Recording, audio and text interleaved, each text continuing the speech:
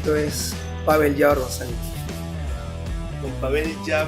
Pavel. Sí, es una palabra grave Pavel. que tiene tilde porque termina en L. Ese Pavel, Pavel. el nombre Pavel lo he visto por primera vez en El Doctor Zhivago, la Sí. novela de Boris Pasternak. Pavel es el personaje que abandona a ¿cómo se llama la chica? Al amor de Yuri, pues, no recuerdo su nombre. Yo el Doctor Zhivago Ujú. he visto la película, Claro. pero en literatura soviética mi padre me lo pusieron por el tema de Nikolai Ostrovsky, así se templó el acero. El personaje Nikolai también es Ostrovsky. Pavel. O la madre de Máximo Gorki. Ya. Como también el personaje principal es Pavel y su madre de Pavel, que al final la madre termina haciendo la chamba de Pavel, ¿no? Ujú. Entonces más o menos por ahí va la influencia De tu nombre. familiar, Ujú. ajá, en mi nombre, pues no, mi nombre que no es muy común aquí, pero en cristiano o judío es Pablo, pues. Porque la mayoría de nombres A pues lo se que sacó la vendría a Biblia, ser pues. Paul, Pablo, Pavel. Claro, Pablo. Joana, o perdón, John que es Juana, John, Juan. ¿no? ¿no? Claro, ajá, John que es Juan, por John es ejemplo, Juan, ¿no? pues. Y Joan es Juana, por ejemplo. Y Lisbeth es Elizabeth, ¿no? Todas esas cuestiones nos han influenciado la cuestión también judeo-romana, pues. Claro, la cuestión, la cultura judeocristiana, de hecho, es la que erigió todo lo que nosotros conocemos como cultura occidental, ¿no? Sí, sí, claro, Claro. con el imperio que tenía, ¿no? Mm. Con el Sacro Imperio Romano Germánico y luego dominando desde Roma y ahora desde el Vaticano Y- la ética y la moral, pues, ¿no? ¿Y qué opinas de todos estos movimientos que tratan de abolir más o menos esta tradición judeocristiana, ¿no? A nivel religioso, No tanto a nivel religioso, sino en todas las esferas sociales. Por ejemplo, la gente quiere más o menos destruir la civilización occidental, ¿no? A lo que yo voy es que, no sé, se busca secularizar todo. eh, en el. A ver.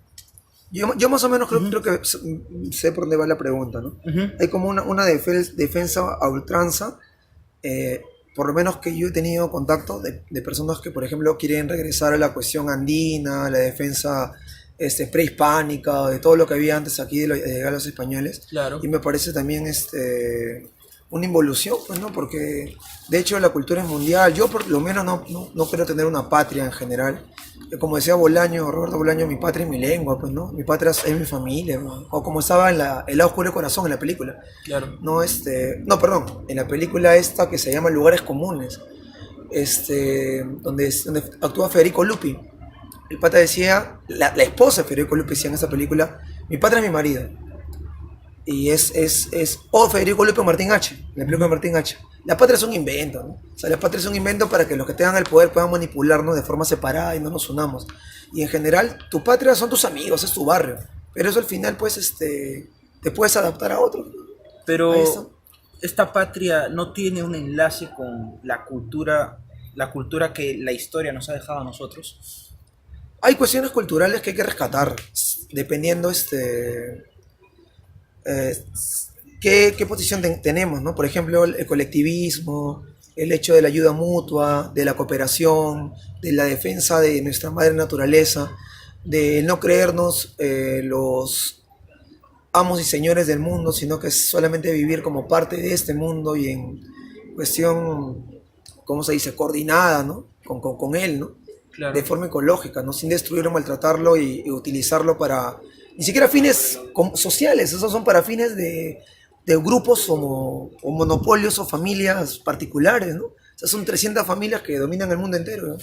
O monopolios, ¿no?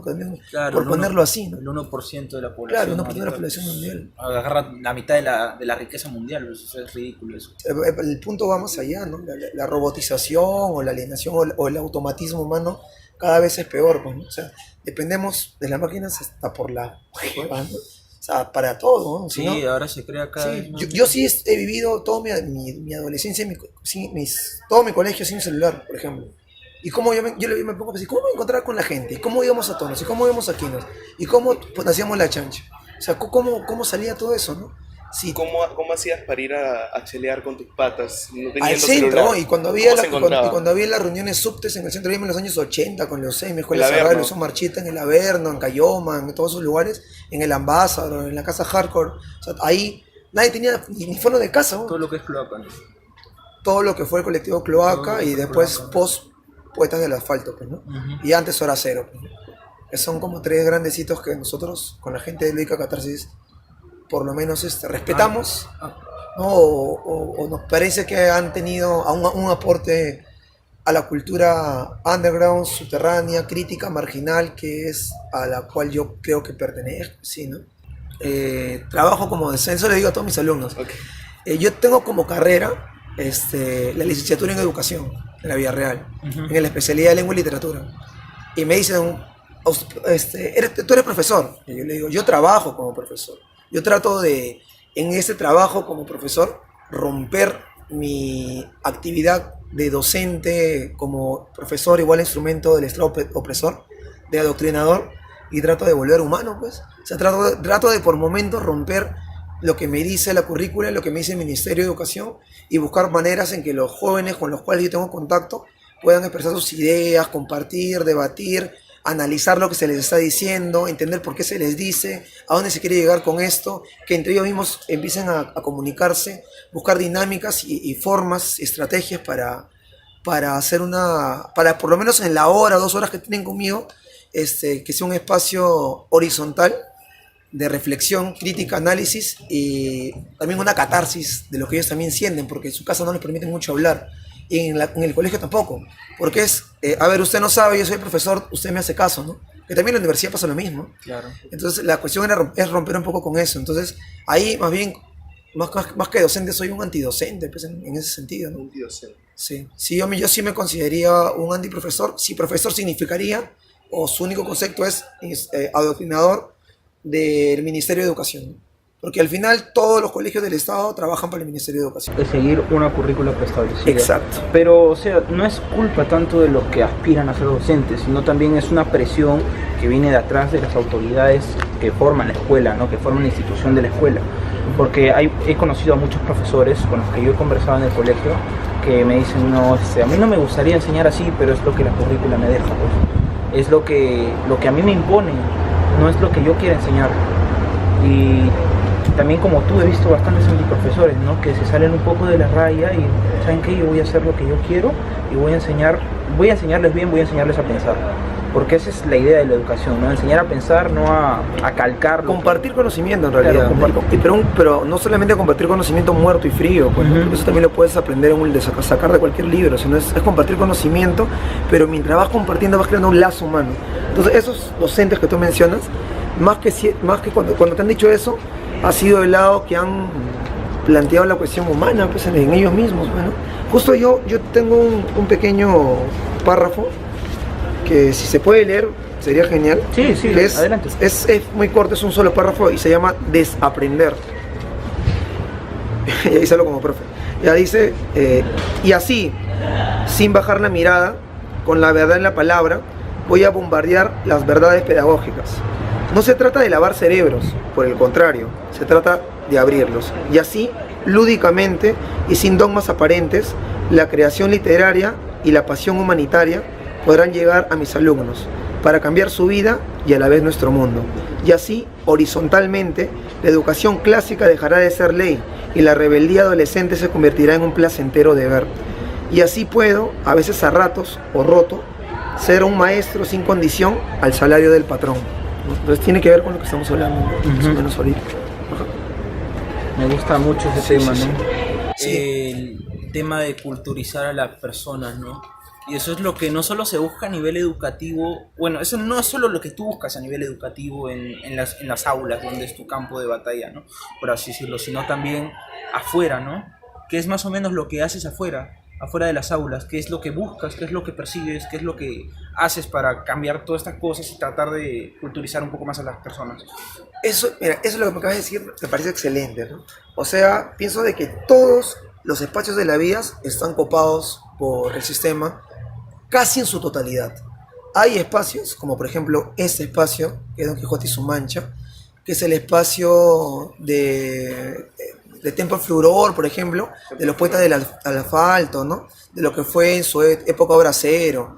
Espacios contraculturales como el Averno, Agujero negro. ¿no? Agujero Negro, ¿no? Son espacios que creo mínimos, pequeños, pero que están dando la resistencia. Entonces, el punto es, si todos los ámbitos de nuestra vida están copados por la alienación, por la rutina, por el tema del agobio, por el tema del cansancio, del fastidio, del desgano, de la apatía, de la bulia, entonces, ¿qué hacer en los demás espacios de la vida? O solamente eres revolucionario, o solamente eres radical, o solamente eres crítico cuando vas a tu recital o vas a marchar, a tu protesta. Entonces, el punto es ser radical, ir a la raíz de los problemas, porque eso significa ser radical, pero en todos los aspectos de la vida, ¿no? O sea, por ejemplo, a nivel familiar, empezando por ese lado, a nivel familiar, romper con el tema de jerarquías entre padre e hijos, ¿no? Pero eso se hace más que con hablarlo con el ejemplo. O sea, tratar de entre todos cooperar en el lugar donde vives, tratar de no imponerte como hombre, como mujer, tratar de hacer respetar tus ideas y también escuchar las otras ideas, no ser tan dogmático en algunos puntos, ¿no? Pero no solamente está la casa, no solamente está mi campo de batalla que es el trabajo, sino es el día a día. Entonces en el día a día trato de buscar otros espacios donde yo pueda conectarme, enlazarme, escuchar, aprender, compartir ideas, compartir cultura, compartir arte para hacer explosionar las cabezas de las personas. Pero eso sí, o sea, tampoco no es que yo sea pacifista, por si acaso. O sea, yo pienso como Bolaño, que así como hay momentos para escribir poesía, hay momentos también para boxear. Eso también es lo que yo tengo claro, ¿no? O sea, de que nunca se ha pedido permiso para cambiar la historia. No. Y eso va a implicar a veces también poner la cara y no dejarte pisotear por nadie, pues, ¿no? Y si se tiene que discutir y pelear, se hace, ¿no? Y si no hacen caso, se sigue, ¿no? Y si no se hacen caso, se tomará, pues, una carretera, se tomará la universidad, se tendrá que hacer un paro, hacer una huelga, ¿no? Porque es la única manera.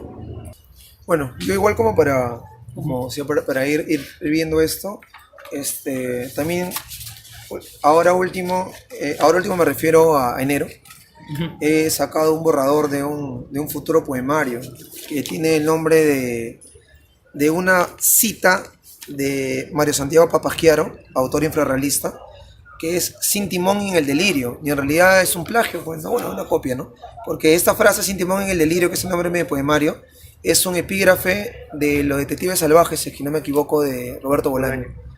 Entonces yo lo saqué de ahí y lo he puesto como título, ¿no? Entonces el pobre Papasquiaro lo estamos utilizando, veo como... Bueno, y acá solamente como para leer la introducción, que quede ahí, que si desean lo pueden adquirir porque lo estoy subiendo virtualmente, o por ahí, ¿no? Por Facebook me ponen Pavel Yaur y te lo paso, no estoy buscando lucrar ni ganar dinero con esto. Dice, este intento de lirismo impuro, inmaculado, es producto de la posesión que tuve y aún tengo de cuando en cuando por las musas de la ira, la confusión, el agobio y la autodestrucción. Yo soy la herida y el cuchillo, ¿no? Como diría Baudelaire. Cada palabra está direccionada a la explosión mental de quien se dé la molestia de leerme. Como leí por ahí, hoy dejaré que mi corazón sea el portavoz de mis palabras y que él tome las riendas de esto que escribo, ¿no? Entonces lo que yo escribo en realidad, más que ser una poesía profesional, es un intento, como dice ahí, ¿no? De expresar un sentir desde la marginalidad, desde la lucha constante, desde el agobio, también desde del pesimismo a veces, ¿ah?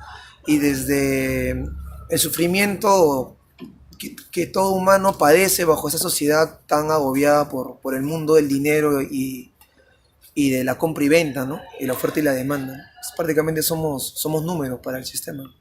Como comentaba antes, fuera de cámaras, fuera de micrófonos, Lúdica Catarsis ha tenido toda una trayectoria, pero brutal, desde el año 2004, que empezó en academias. Ha pasado por ser Sociedad y Ciencia, ha pasado por luego ser contrapublicidad, ha pasado por ser este grupo que teníamos en La Vallejo, que era Creacciones, y ahora y terminó siendo Notas Insurreccionales, que por ahí si encuentran algún ejemplar me lo pasan porque no tengo ninguno, todo está virtual. Lo que ahora sí tenemos es Lúdica Catarsis, y ya para centrarme en el tema, recién es un proyecto que se viene manejando desde el año pasado, y en ese proyecto lo que se quiere es, al igual que Don Quijote y su Mancha, abrir espacios, abrir espacios y a personas que no tienen voz, a personas que tienen miedo, a personas que no están dentro de las élites culturales, milaflorinas o barranquinas o hipster o como le queremos, o artis o como le queremos llamar. El sector caviar de... No, el sector caviar, ¿no? Claro. O sea, le queremos dar cabida a la gente que escribe, que produce poesía desde las entrañas, que escupe lírica, a la gente que vomita su pesar y que lo hace de manera culta, en el sentido no culto de rimbombante, ¿eh? Sino culto de por lo menos hacerte pensar, ¿no? De ser parte de una cultura de la resistencia, por decirlo así. Entonces, con Lógica Catarsis es eso, es abrir espacios, es buscar personas, buscar colectivos como lo que estamos haciendo ahorita, es estrechar lazos y bueno, darle espacio a quien desee para que dé su opinión, para que escriba artículos, para que tome fotografías, para que haga pintura, para que tenga una voz, ¿no? Para hacer la palabra de los mudos, ¿no? A los Ribeiro. Más o menos es eso con el tema de Lógica Catarsis. Claro, pues de hecho nuestra sociedad está siendo muy callada, ¿no? Todo lo que, todas las expresiones artísticas son colmadas justamente por estos grupos, ¿no? Por los grupos caviares que tienen ahorita tienen toda la batuta del arte, ¿no? Y no dejan que nosotros como sectores populares, por así decirlo, los sectores subterráneos, nos podamos expresar, ¿no? Nos podamos también tener esos espacios que ellos tienen, ¿no? Y justamente es eso, ¿no? Ese movimiento contracultural de luchar contra esa hegemonía. Es que esa es la convivencia actual con el sistema, ¿no? Que nosotros tenemos. Es en parte ir a trabajar para comer y hacer lo que a nosotros nos gusta, ¿no? Hacer este tipo de cosas, escribir o apoyar ciertas iniciativas para que nosotros podamos sentirnos completos. Por ejemplo, este tío de Borg, que era compañero de Vanegain. Vanegain decía, por ejemplo, no queremos un mundo en que la garantía de no morirnos de hambre sea la garantía de morirnos de aburrimiento. O sea, no solamente basta darle mejores condiciones de vida al esclavo, sino acabar con la esclavitud, por ejemplo. Y no, o sea, no es que porque te van a dar más dinero, te van a pagar mejor, pues, ¿no? Acabó el chiste, ¿no? Se dice que las leyes que son aprobadas por el legislativo y por el ejecutivo y son publicadas en el peruano entran en vigencia al día siguiente, pues, ¿no? Claro. Y que esas leyes son irrevocables a menos que por ahí hay otra ley para revocar otra ley. Ya, eso es falso, pues. La lucha de los jóvenes que estuvimos en las marchas contra la ley laboral juvenil demostró que era posible modificar una ley en la calle, o sea, en la barricada, exponiéndonos a sufrir la represión de los que supuestamente nos cuidan y los que supuestamente velan por nuestra seguridad, pues, ¿no? Que son los policías que velan por el orden interno del país, ¿no? Entonces, estos señores, no sé si llamarlos señores, en vez de apoyarnos en la defensa de nuestros derechos, lo que fue aplastarnos, ¿no? Brutalmente. Entonces, ya sabemos, como decía por ahí una canción subterránea, a quién sirve la ley, pues, ¿no? Para quién está hecha. Y es más, ¿no? Cuando uno de los que hace la ley la incumple, ni siquiera para ellos hay castigo. Eso es lo más pendejo, por decirlo así, pues, ¿no? que puede haber. La persona en Madre de Dios pedía, por favor, que lo dejen morir con sus hijos y se lo negaron. Y murió en la cárcel. Fujimori salió la semana siguiente, ¿no? Entonces, ni siquiera... Y es una constitución que mismo Fujimori lo hizo, ¿no? O sea, que es increíble que los que ponen el ordenamiento de cómo debe ser el sistema, ni siquiera ellos cumplan con su propio sistema, ¿no? Por eso hay corrupción y todo lo demás, que todo lo que vemos, ¿no? Claro. De hecho, el tema de la corrupción es inherente al sistema, ¿no? Porque ahora con toda la valoración que se le ha dado al dinero,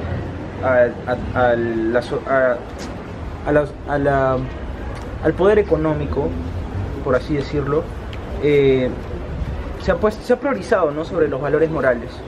Se ha priorizado la conveniencia personal, se ha priorizado los intereses cada persona es una corporación personal, ¿no?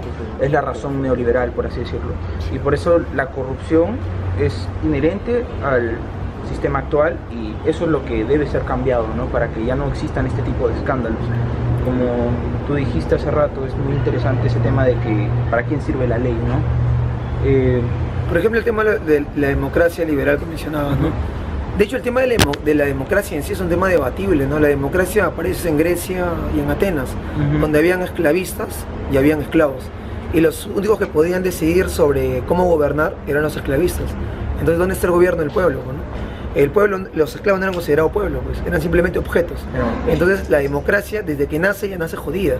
Y la democracia actual es prácticamente lo mismo, porque los que pueden decidir, en realidad, y hacer las leyes, no es el pueblo, pues. O sea, el pueblo no decide nada, todos nos mandan hecho. Y yo, bueno, ya hemos hablado con el tema de esto, del Ministerio de Educación, los funcionarios que se encargan de crear el DCN, sus hijos no estudian en el colegio del Estado, pues. Los hijos del ministro de Educación no estudian en el colegio del Estado, pues. Entonces, esa es una payasada, ¿no? O sea, ellos como padres de la patria, ¿no? Entre comillas, deberían dar el ejemplo, ¿no? Entonces, como ya vemos que se está haciendo un tipo de ley para que la gente, de leyes o de ordenamiento político, cultural, educativo, para mantener a una clase social o a un sector general de la población adormecido, idiotizado, estupidizado. Y cuando salga de su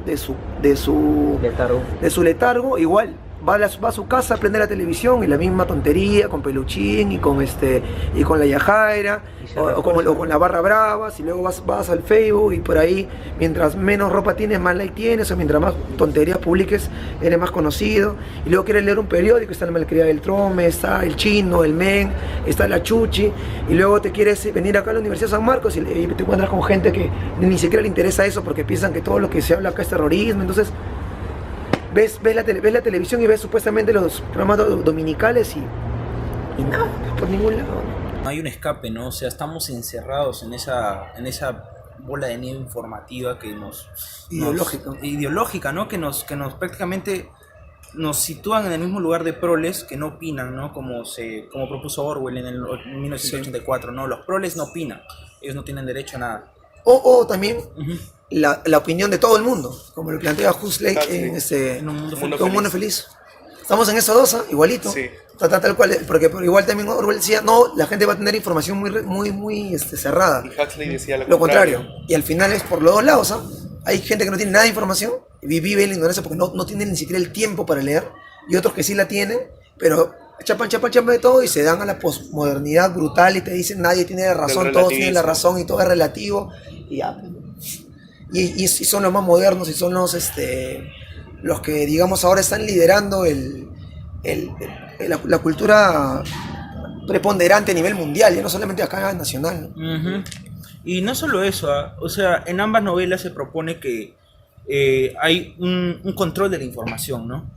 En Un Mundo Feliz y en 1984 ese es el punto concordante, que se van a prohibir algunas obras literarias, se van a prohibir muchas obras del pensamiento de la humanidad. ¿Con qué fin? Con el fin de privar a las personas de que ejerzan su capacidad de razonar, de cuestionarse el mundo. Y eso es lo que actualmente nos diferencia de esas distopías, que nosotros sí tenemos esos libros que nos pueden dar esas herramientas para pensar, ¿no?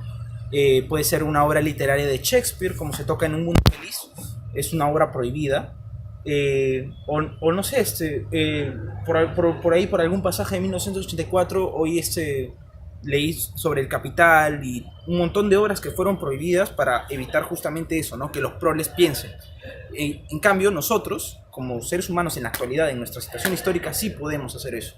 Sí tenemos la oportunidad, y una idea que nosotros como medio Don Quijote y su Mancha tenemos es justamente propagar eso. Es que eso va a llegar. Los medios están ahí, pero a la gente no le importa. Claro. Porque justamente por todo lo anterior que hablábamos. Pero, así como nada es perfecto, nosotros somos las fallas de este sistema, ¿no? Claro. Pero como también decía, ¿no? Decimos que somos antisistema, pero en realidad el sistema es anti nosotros. Entonces, nosotros aprovechando las rupturas y grietas, porque como decía Carlos Marx, el capital es como un mago que ha soltado a una bestia que no puede controlar. O sea, este mundo de miseria, de guerra, de matanza, de invasiones, de cortinas de humo, es un medio que ya ni siquiera la G8, la G20, o sea, nadie puede controlarlo ya. O sea, la miseria, los estudiantes que entran a una universidad y comienzan a matar a todo el mundo, los psicópatas que aparecen así en cantidades, las enfermedades, ya está por todos lados se podrido, ¿no? Y ahí venimos a lo que decía Rosa Luxemburgo, parafraseando a Engels, como más marxista no puede sonar. Sí. Decía, tenemos dos opciones, o revolución o destrucción de la humanidad, pues. O sea, o cambiamos esto y escapamos todos juntos luchando unidos por una comunización, o nos dejamos autodestruir. Y como decía ahí también Einstein, para ya no estar cayendo mucho en el tema ideológico marxistoide, o marciano también le llaman algunos, Marcial. se decía, pues no, yo no sé cómo será la tercera guerra mundial, pues, ¿no? Pero si es que hubiera una, la cuarta va a ser con palos y con piedras, porque o sea, ya no hay salida, la contaminación, el mismo aire, el cáncer, o sea, luchamos y cambiamos o morimos dentro de esto, ¿no? Yo igual pienso que la destrucción es creadora, pues, ¿no? Te podría citar a Narcosis, que hay que destruir para volver a construir, ¿no? Escucha, O sea, sí pienso que eso es válido, pero en el sentido de que la construcción no sea el caos o no sea la nada, ¿no? Sino que esa construcción venga acompañada de un cambio intrínseco, o sea, dentro de... Porque, por ejemplo, en la Guerra Civil Española del 36, no solamente se empezó a luchar para abolir a los fascistas o abolir la iglesia, sino que también se iba construyendo comunidad, cooperativas, y la gente decía, a partir de este momento esta tierra va a ser de la comunidad. Y no sé si han visto la película Libertarias o la película Tierra y Libertad, donde justamente sus películas españolas que tienen que ver bastante con eso, ¿no? Mientras venían los leninistas y decían, el partido va a tomar poder acá y va a imponer la dictadura del proletariado, o mejor, si el terrible partido, habían otros del Partido Obrero de Unificación Marxista, unidos también con anarcos, que planteaban de que había que abolir la propiedad privada, había que abolir el sistema de clases y había que ir construyendo un mundo nuevo, pues, ¿no? Entonces la destrucción, como decía Bakunin ahora, es también una pasión creadora a la vez, si lo enfocas desde ese punto de vista, pues, ¿no? De todas maneras. sí, de hecho, un poco parafraseando la filosofía nietzscheana de Nietzsche en una novela de Mario Vargas Llosa de Ni tú me lo sabes, ¿la has leído? ¿No? Ya bueno, yo leí esa novela hace poco y justamente he encontrado ese tema, ¿no? Que la muerte debe estar al costado de la vida, dándole la batalla para que una no le gane a la otra. Sí. Para que una no le gane a la otra. Yo en eso estoy completamente de acuerdo. O sea, en Don Quijote, por ejemplo, para citar, ¿no? O sea, Sancho y Quijote demuestran justamente los dos lados. Esa pues, contrariedad que se esa complementa. contrariedad, que es el humano en sí. Entonces ahí ves la cuestión magistral de Cervantes, ¿no? El poder hacer eso, el poder unificar él a un personaje racional, más metódico, un poco más menos arriesgado, y por otro lado el idealismo de Quijote, ¿no? Entonces, y eso es el humano en sí. El humano es amor y odio a la vez, ¿no? El humano es agobio, el humano es tristeza. Por un lado, por ese lado, pues por un lado, ahí a Vallejo lo veo un poco creacionista tipo Huidobro, ¿no? Porque decía, Dios, tú no tienes Marías que se van, ¿no? El humano sí sufre, entonces el humano es él, pues. Si Dios lo es todo, o supuestamente la idea de Dios lo es todo, entonces la idea de Dios debería ser también el Dios que sufre, el Dios también vengativo, el Dios también que llora, que está en la miseria, como también el Dios bondadoso, bueno y todo. Entonces, ¿quién hace eso? El hombre. El humano pensante, el humano sensible, el humano que puede pulverizar una rosa con su mirada, como decía Pizarro. Entonces, ese humano, del que hablaba también